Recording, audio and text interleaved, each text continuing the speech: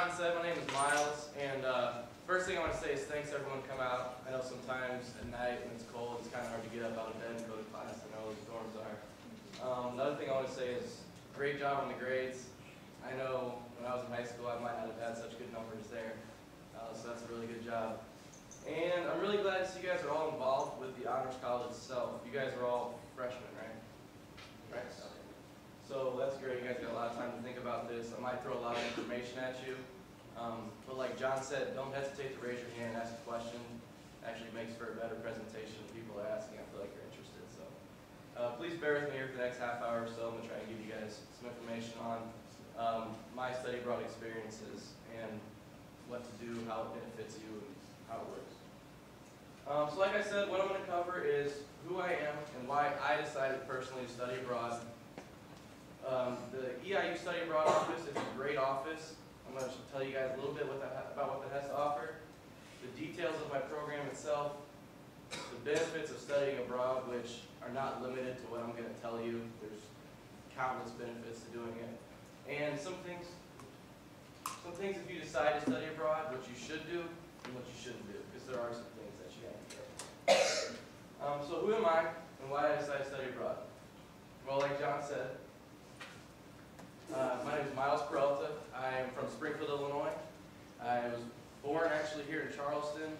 I'm the product of Eastern. Both my parents went here. But we moved to Springfield. My dad got a job offer, and I like to say I was raised in Springfield. I moved there when I was about first grade. I'm a finance major here in the Honors College, as well as a Spanish minor. And like I said, it's kind of crazy how I've been. 3 years ago, I was sitting in John's class, sitting where you guys are sitting now, and it's already flown by. So just please listen to what I have to say and really take it in. I've always wanted to speak Spanish. My great-grandfather migrated to the United States from Mexico, I believe, in 1909. And it's always been something I've wanted to do. My grandfather himself, he can kind of speak it, but not so much. And my dad speaks nothing. He can't even really say hello or goodbye. So it's kind of a goal of mine that I've always wanted to do, is be able to speak the language, understand it, not just be able to write it down in a book. Because I'm sure a lot of you have taken the class in high school, and there's something a lot different about having to walk down the street, and even something as simple as ordering a sandwich is really hard if you've never even spoken the language before, let alone just wrote it out on paper in high school. Like I said, I'm a Spanish minor, and going on my trip, I was required to have so many credits of Spanish, but this trip itself is 6 credit hours that counted towards my minor. So I only had to take, I believe, 3 classes here at Eastern, plus this, and my minor was done. And that was awesome. Now I can say I have that Spanish minor. When I apply for jobs, when I have to put something down on a resume, I can put that on there, and that's just a great booster. Another thing, these last 3, I'm going to cover more in detail towards the end of the presentation, but I really wanted to expand my cultural horizons and understanding. Living in the United States, I think a lot of us tend to get really narrow-minded on how we think. We can't really understand how others think and believe and what they think. So traveling somewhere else really helped me to develop that. The networking, both foreign and domestic networking, mine have gone through the roof.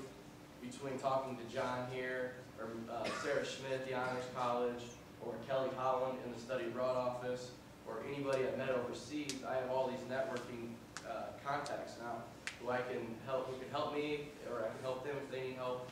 It's just a great way to network. And lastly, if you guys haven't heard it already, boost your resume. It's really hard to get a job now. Anything extra, especially study abroad, is a great way to boost your resume. So now I'll talk about the Office of Study Abroad itself.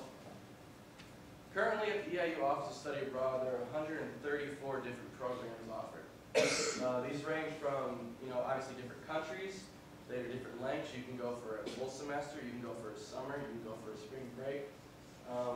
And there's different structures, which I'll talk about. But basically, anything you want to do, I'm sure the Study Abroad office can help you out. I think the only countries they don't offer study abroads to are like countries that are politically unsafe. So like Afghanistan, Iraq, you have to be able to go there, sorry. And then another thing that's pretty interesting is the internships. They do offer internships abroad, which is awesome. They can help you contact the right people, get your name out there, because it's one thing to study abroad, but if you guys could actually go abroad and work and, contribute to a business, that's just experience that is priceless. And that will set you above anyone else that you guys are competing against for a job. The office is a very friendly place to be. They always have the door open. I don't know if you guys have ever been in contact with anyone in the study abroad office, but Kelly, she was joking around because we had a study abroad meeting, and she knew who I was, and she was like, yeah, it's sad when you know this kid's name and no one else's, because I was always in there bugging her, asking when to get stuff done, whether I was applying for a scholarship or whether I had to get something in for a deadline, have my passport scanned. I was always bugging her. But like I said, the door's always open, and they're always more than willing to help you with what you need. Like I said, there's different types of programs. There's a faculty-led, which obviously is pretty self-explanatory. And EIU faculty, sometimes more than one, will attend the program with you, and basically they can guide you through it. It's not like they're holding your hand the whole way, but if you need someone to talk to, they can do that. Mine was kind of a faculty-led program. My faculty was there for the first half of my trip, and then they were gone traveling the rest, and then they met us back to travel back home, which I'll go a little bit more in detail about that. But that was kind of cool, as you get at the beginning, the faculty would help you, and then towards the end, you're completely on your own, which is cool. There's an exchange program where you just go over. There's no requirements on number of students who have to go. They just set that up. Mine, we had a requirement of a minimum of 10 students who each had to go for the program to work. But the exchange program, you can just go. You pick up your bags and you go. You don't have to worry about a minimum number of students. You can pick what school you want to go to. You can do any of that. And then another one that can fall under both of those top two there is the direct enroll partner, which I'll talk a little more about when I talk about the cost of it. But basically, you guys can pay the same tuition that you pay here at EIU to go to school in Harleston or another school in a European country or another South American school. So Charleston's great. I love it. I've been here for 3 years, but it's pretty cool that you get paid the same tuition here as you would overseas. It's a pretty special thing. All you have to do is worry about paying for your airfare there. So, like John said, I'm going to talk a little bit about the program I went on. I went to Argentina for 1 month in this summer, and guys, it was awesome. I loved it. If you've seen my friends out, I don't ever stop talking about it. It absolutely changed how I look at things. It changed my communication. It changed just how I was as a person. It was a great experience. So here's some basic info. For 1 month, I was in Cordoba, Argentina, which is like, I'll show you, it's like right smack dab in the middle of Argentina. It was faculty-led, so we flew out of Chicago O'Hare, and our faculty was with us on the flights there, and then he stayed in the city for the first 10 days of the trip. And then the last 20, he traveled around South America, saw different countries, which is cool. So for those first 10 days, I had a teacher who could help me with whatever I needed, but after that, I had to consult my native teachers at the school. I had to talk to my host mom. If I wanted to figure something out, I had to find a map and go. There was English spoken, but it was very hard to survive just on English. You had to know how to speak a little bit. 5 days a week, Monday through Friday, I had class 9 to 1. Yeah, it kind of sucked spending your summer 5 days a week, getting up and going to class, but one of my points is you don't want to waste your time sleeping, and the class structure was very laid back, very relaxed. It was a very good time. And I lived with a host mom. She was an older lady. She was about 60 years old. She had a really nice house, and it was really cool because it wasn't just me in the house with her. I had one other kid who I went to school with who was from Eastern. Then there was another kid from Michigan. But then I had 2 kids from Brazil. I had 3 girls from Germany, a girl from Sweden, and a kid from Norway. So I had all kinds of different countries in this one house. So I forgot them now, but I was learning how to say phrases in other languages, not just Spanish and not just English. I was learning like 5 different ones at a time, which is really cool. So as you can see, where I was, this is Argentina here. And then where I was is right there. Right there.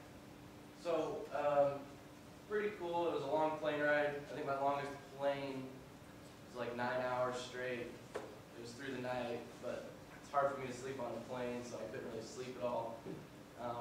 But once you got there, it was a really cool feeling. Like you finally made it. You traveled for a day and a half straight, but it's a really good feeling once you get there. Now the city of, it's a pretty friendly city. That's a picture of me there. My room actually went out onto a terrace, so I had like my own little balcony in my room overlooked. And it was pretty cool. And like I said, it's a very friendly city. The people weren't mean.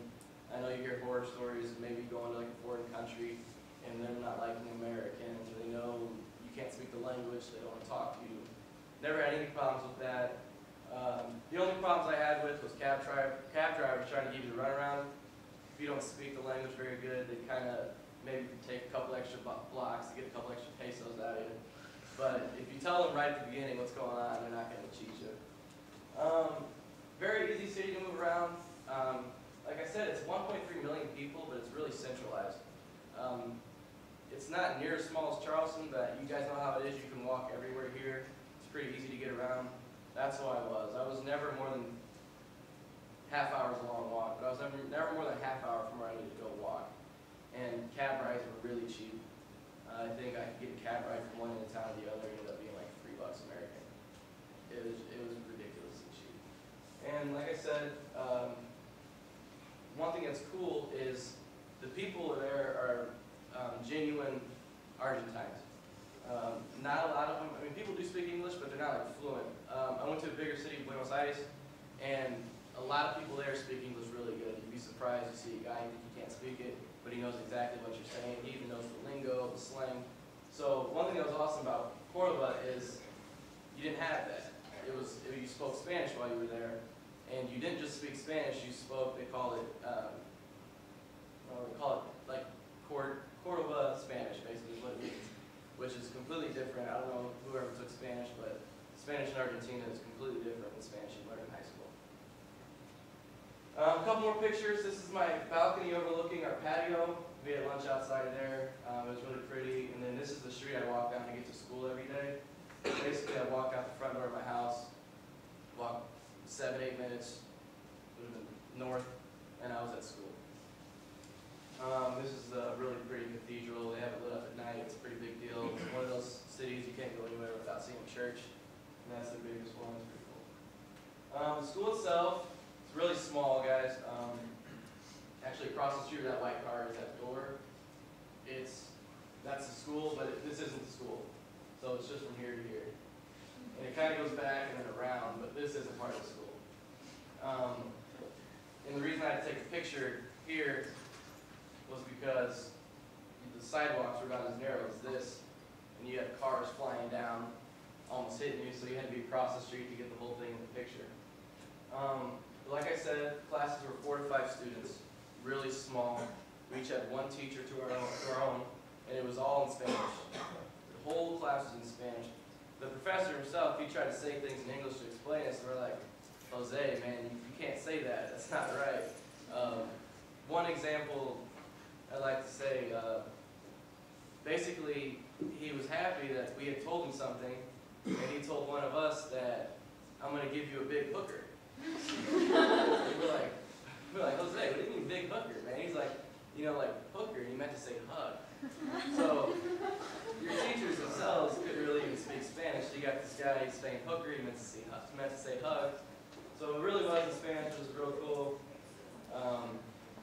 And it was very discussion oriented. We had exercises to do, but we would stop for half hours at a time, talking about a certain grammatical point. And it's very relaxed and friendly. The South American culture, I know you guys here, you have class at 6. You guys are all here at 5:50, 5:55. 6 o'clock, everyone's usually in here. There, I got to class at 9 a.m. and no teachers are there. We're locked out of the door. Really, 9 a.m. means like 9:15 or whenever we get there. So we'd have like now a 10-minute break every day, but it was more like a half hour every day. It was like, we got to be back in 10 minutes because we got to cover this stuff. And we're not starting class till a half hour, 40 minutes later. That's just because that's how the culture is.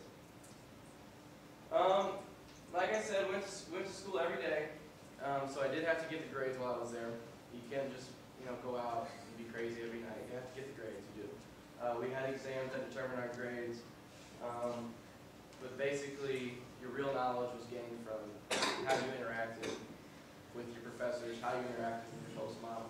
Another part of my grade was when basically they had to evaluate us on our involvement in the community, if we respected the culture, if we understood it. And they asked my host mom how I was at home. So you couldn't get away with just speaking Spanish at school. You had to make sure that when you were out and they were out, you had to speak Spanish. When you were at home, you had to speak Spanish. It was really cool. And I have a couple social events here. Obviously, the city of Cordoba. We saw different museums and such, which I'm not going to really include here.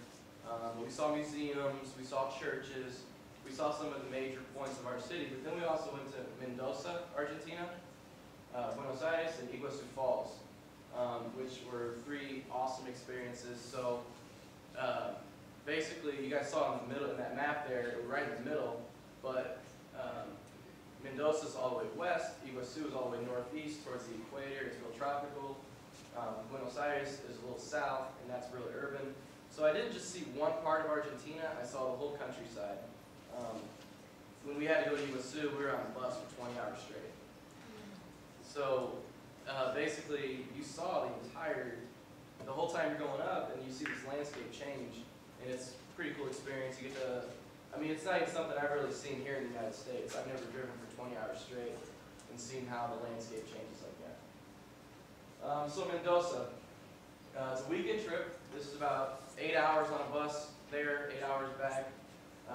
Basically to see the vineyards in the Andes Mountains.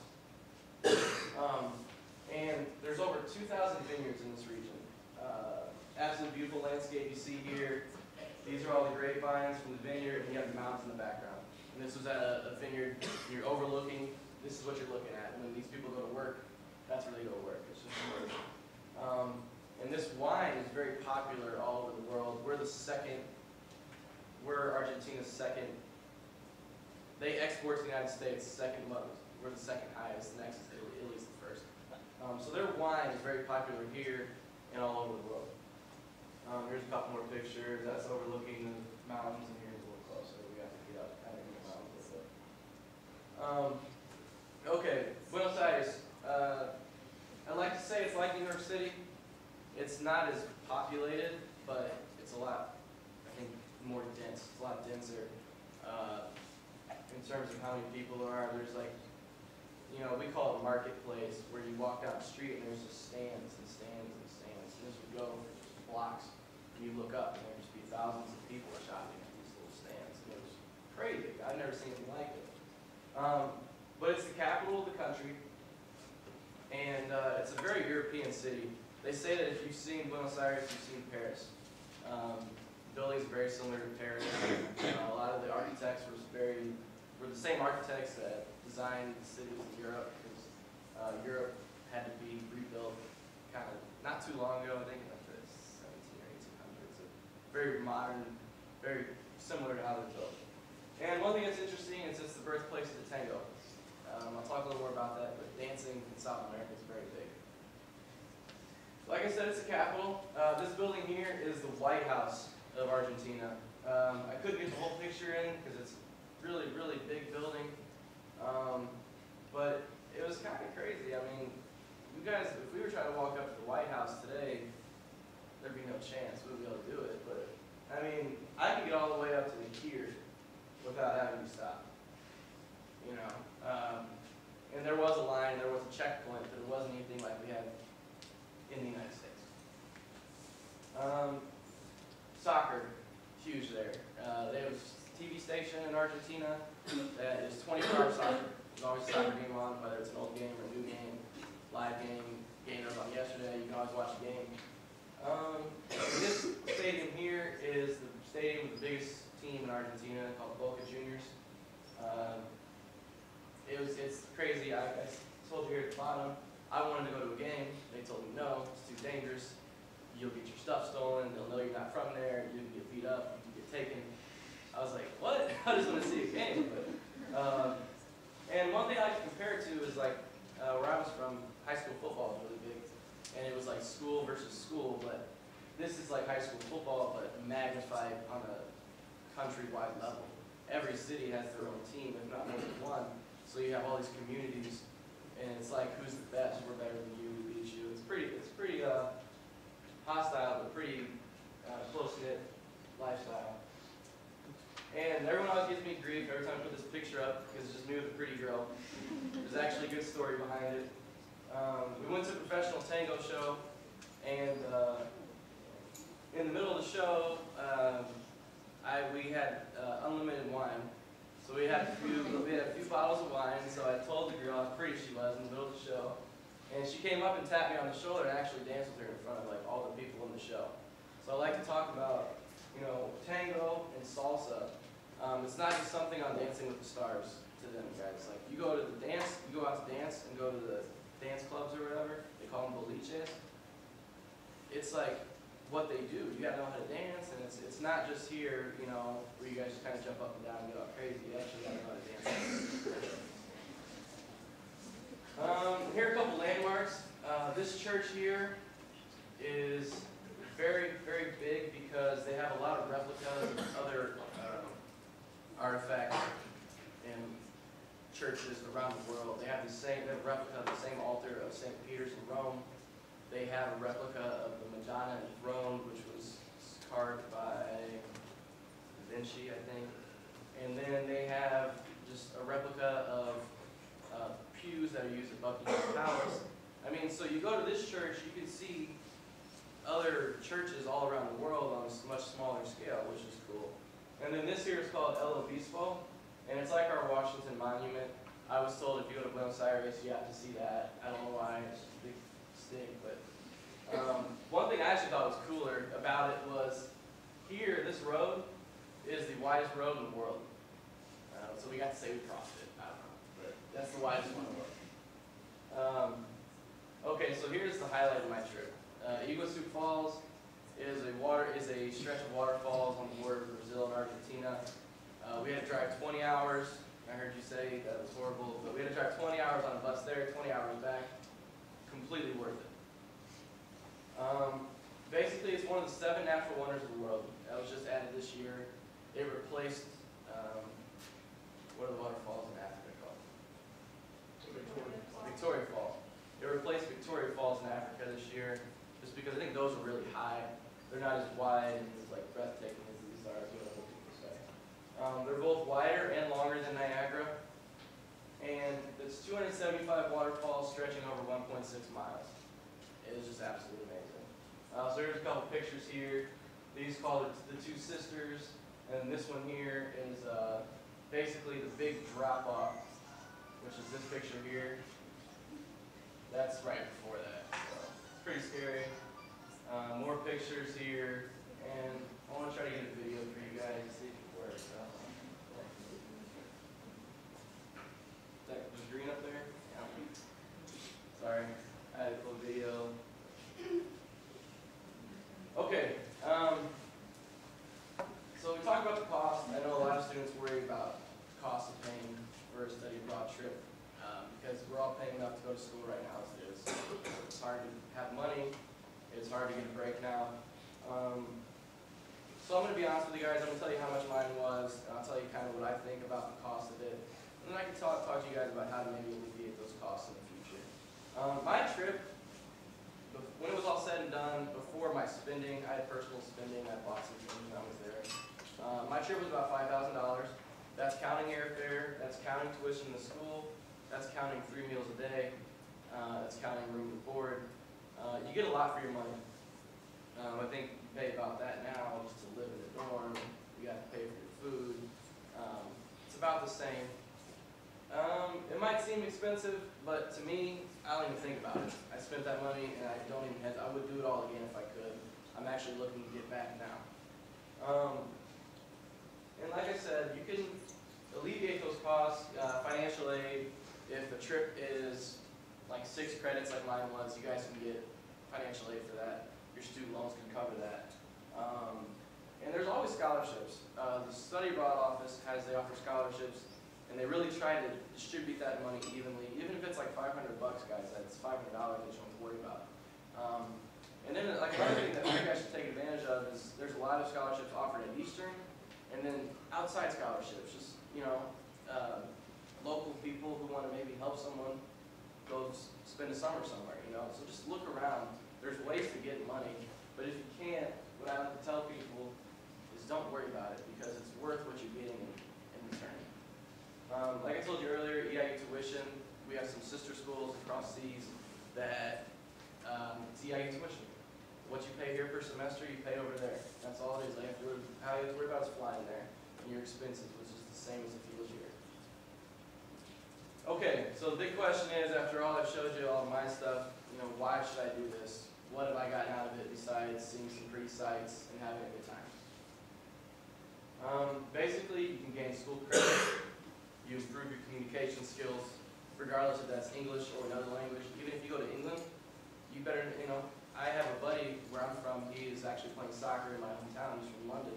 When he talks, sometimes I can't understand him. There's a kid from Ireland on the same soccer team. When he talks, sometimes I can't understand him, even though it's in English. So even being in another country that speaks English, you still learn how to talk. Networking, you expand your cultural horizon and you boost your resume. So, like I said, I earned 6 credits for mine, and with that, I completed my minor. Here I was after the summer of my sophomore year, my minor was done. Don't have to worry about it, I don't take any more classes for my minor, I can focus on my major, and as John said, I can graduate early now. Now some kids might not want to do that, that's completely fine, but if I want to do an internship now for a semester at the end of my senior year, that option's open. If I want to maybe pursue another minor, I can pursue that now if I wanted to. It was a very beneficial thing in terms of school. Another thing that's cool is, as John said, you might want to think about a couple things with your major. I'm a business major. I don't know a whole lot about other majors, but I know like a teacher cert major, education major. You could get an internship overseas teaching English to kids who can't speak English. That's priceless, guys, and that counts towards your major. It can count towards a minor, and it can just be open. If you just want to travel somewhere, they offer a lot of spring break trips, which are just a week long. That's just kind of a general education, fulfillment. But one thing I want to say, be careful of is once you guys do get into your major, your end of your sophomore year and your junior and senior year, is sometimes it's hard to find a program that is specific to your major. Like as a business major, it can be pretty easy, but if you have a real specific major, sometimes it's hard to find a program that will count towards that. You're more than welcome to do it, but if you want it to count towards your major or minor, you kind of want to look at it. I tell you guys now, I know when I was a freshman, I had people tell me to look into things right now. I kind of blew them off. But seriously, you guys should really get the ball rolling. And if this is something you want to consider, you can think about it. You sit down with your parents and be like, hey, I want to travel here. Let's look at what I want to do. Let's look at what I need to get done. And kind of connecting with the first point, it's a fast, fun, and easy way to get 6 credits. 6 credits over there. No knock on Eastern, but it was a lot easier to get 6 credits over there. Here, that's probably not a knock on Eastern because it's better education here. But like I said, the teachers were very laid back. They were very understanding, and they were very helpful in terms of me getting a grade. Improve your communication skills, guys. The best way to learn a language, go over and just speak it. I don't know if you guys have had any Spanish professors here, but Dr. Landris, I remember the first day we had her in class, she said, guys, I took 6 years of English, and I got to the United States, and I couldn't even order a hamburger at McDonald's. The same is true for the other way. When I got overseas, you're hearing someone from the United States speak Spanish to you, ask where you're from, but when you get a card, someone's just speaking and they ask where you're from, you can't understand them. So just sitting down with my host mom at dinner every night, I would talk to her, I'd try to talk to her if I thought something was wrong. Be like, hey, Elda, is this the right way to say it? How do I improve? Today, I keep in contact with all of my professors that I did. And when I message them on Facebook and I write them, I say, hey, is this the right way to say something? And I'm constantly trying to learn because the best way to do it is to be over there with them and speaking the language. I took 4 years of Spanish in high school, and I took 3 semesters here at Eastern, and I learned more in 1 month in Argentina than I did in those some years, 5 or 6 years there that I have learning here. It's just, you can't really explain it. There's no comparison getting that native experience. Networking, both foreign and domestic. You know, a lot of people think about, you know, you meet a lot of foreign people, which I'll talk about. But the networking here is awesome. When you go talk to Kelly or the director at the honor school, at the study abroad office, or anyone who's working over there, you guys are improving your networking system. You know, if you're friendly and you guys get along, that's one more contact you can use. They can say, hey, I have this for you, or, you know, apply for this scholarship, or do this. You guys always have a door open. Excuse me. When you talk to Dean Steinmack here, or anyone at the Honors College, the doors are always open. They're always more than willing to help, guys. You just have to ask. You know, when you have things like this going on, you need help doing it. I needed help getting everything together. There was a big application packet. No one in my family had ever traveled abroad. I had no idea what to expect. I think the farthest anyone in my family's ever been, my parents went to Jamaica for their honeymoon, which doesn't really count. You know, I mean, yeah, you got to go somewhere, but that's not really having to go and be on your own. So when I talked to John or Sarah over the honors school, I wanted to get in contact with other kids who studied abroad. I wanted to kind of learn what to expect. When I talked to Kelly, we had a meeting which they brought in students like me, sitting down and talking to you guys about what to expect, what to do, what not to do, how it really works. And but the foreign networking is awesome. I have friends in Argentina, Brazil, Germany, Sweden, the Netherlands, and Norway. I have, you know, about 10 or some odd people that I feel close enough with in those countries who, if I wanted to go to Germany, I could say, hey, you have a place for me to stay? Can I stay with you guys? Because traveling in Argentina, I don't know if you guys have ever stayed in a hostel, but they're not the most fun places to stay at. They're not very clean, and they're really cheap. You can tell you get what you pay for them. But if I contact one of my friends, now I have somewhere to stay. All I have to do is worry about getting there. Or if maybe I have a job where I'm going to be going overseas to one of those countries, I can talk to them, kind of get accustomed to the culture. One thing I'm thinking about is the World Cup is in 2014, guys. It's in Rio, Brazil. I want to go to Brazil in 2014. So you better believe I'm keeping all of my contacts. I'm talking to them for the next 2 years because I want to have a place to stay in 2 years. And I'm very close. The student-teacher boundary is a lot less strict in the United States. You know, our teachers will go out to the boliches with us. They went on every trip with us. We talked to our teachers. Sometimes our teachers would have conversations with us that I didn't really care to hear about, very personal information. But, you know, because of this, I'm very close with my teachers. I keep in close contact with the director of the school. She's 30 years old, but she's a very smart girl, and, you know, she's very quick. When we were in Argentina, she would never once let, you know, a native take advantage of us. If someone tried to do something where they were trying to get over on us, she'd really help us out. And she's a really good person to know because one night we were trying to get into a comedy club. It was basically like Spanish improv. And she goes, go up to the door, say my name, and they're going to let you in. So we told them her name. They got us a table like right up front, right in the middle of the show. So basically I have really a lot of, you know, invaluable contacts. It's priceless being able to have these people. Even if it's just Facebook, guys. I know Facebook now is changing into more just like, you know, who's dating who, but really try to use it as a tool to stay connected and use it as a networking device. Try to keep it under control if you can.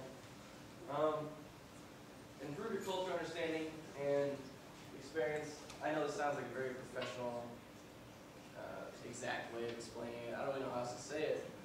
Just being immersed in another culture, even if it was for just a month for me, really changed the way I look on things because the culture there, like I said, is a lot different than the culture there. I'm going to get into it, but you guys are going to, some people will be kind of not creeped out, but you might get taken back a little bit at the turn when you think about being in another culture. So when I went over there, I went in thinking like an American. You know, this is how we are, this is what people do. And I came out, and now I can look at a situation and see if two individuals, you know, they don't agree with each other, I can kind of take a step back and say, well, hey, they're from here. They have a little bit of a different understanding than this person here. And I know that it might seem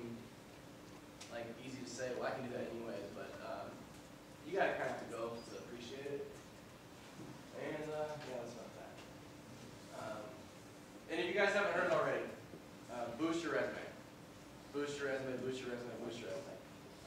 You guys are all in the Honors College. I don't know who's in AHS. You guys should all sign up for AHS. Everybody. Everybody should be in it. I'm in it.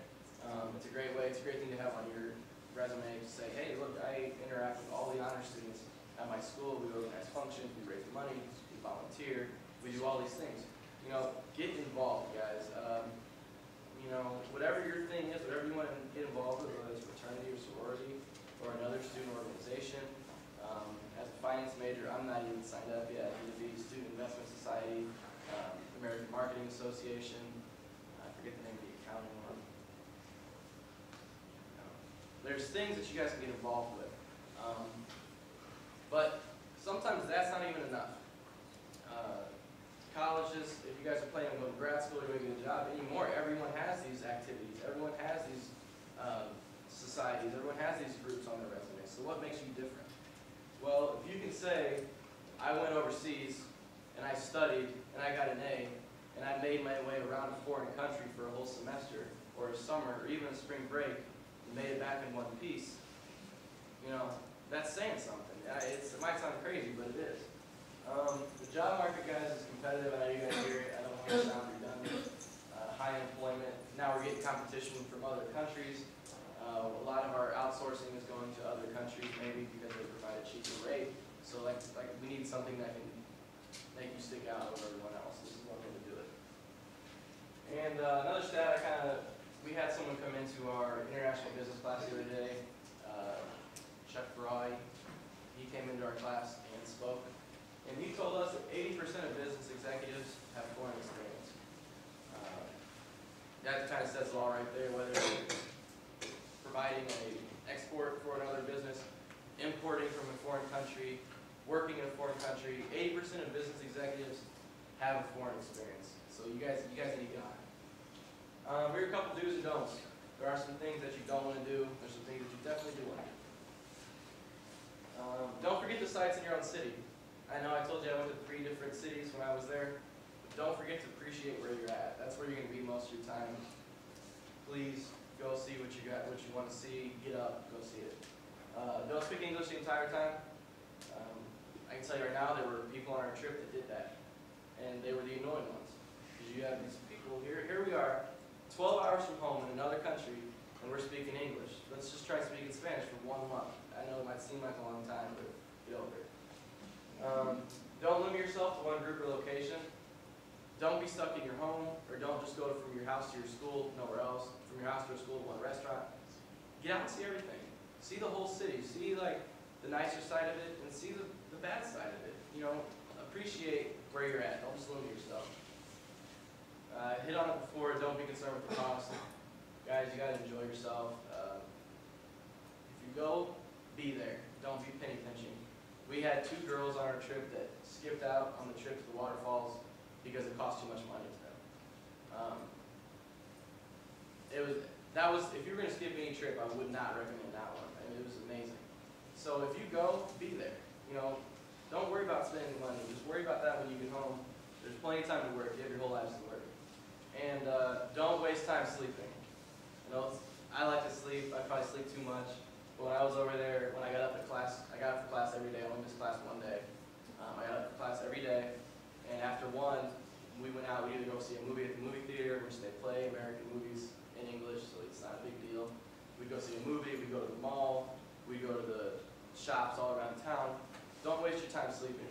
You can sleep when you get back. I know my parents, they gave me a lot of crap because I slept probably 10 hours, 12 hours a day for like a week straight when I got back. You guys can catch up on sleep. We're young.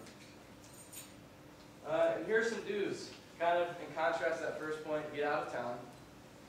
Plan weekend trips. One thing I wanted to do, I didn't have enough time when I was there, but in Argentina there is, I don't know if you guys have heard of it, it's called Patagonia. It's all these glaciers everywhere. It's absolutely beautiful. And I wanted to go see it, but I didn't want to miss any other weekend trips. And it was really far out, I had to fly. Another place I was close to that I wanted to see was Machu Picchu. That's in Peru. That's like ancient Incan ruins. Really cool city. It's like a 3-day hike up in the mountains, and you get back down. It's pretty cool. I wanted to do that. But if you guys have an opportunity to plan a weekend trip, go right speak the local language, make friends with the locals. Don't just go there to get your grade and come back. You know, have fun, make friends. Please live with the host family. That knowledge that you get from speaking with your host mom or host dad or whatever is awesome, because that's someone who lives there. My host mom never spoke a word of English. And me and my roommates, we swore she probably understood every word we were saying. But when we were there, she never spoke it, which was cool. We had to speak to her. We had to speak in Spanish. That was it. And lastly, enjoy yourselves. I know I've said this a couple times, but when I was over there, I wouldn't worry about spending. I spent more money in 1 month than I probably have my 3 years here at Eastern. I mean, if I wanted to go buy something, I would have bought it. If I wanted to do this, I did that. Like, you just can't worry about it, guys. You want to have fun when you're there. It's a really cool experience. Not a lot of people have the opportunity to do it, so if you do it, really enjoy it and take advantage of it. All right, guys, thanks for listening. And if you guys have questions, seriously, don't hesitate to ask people.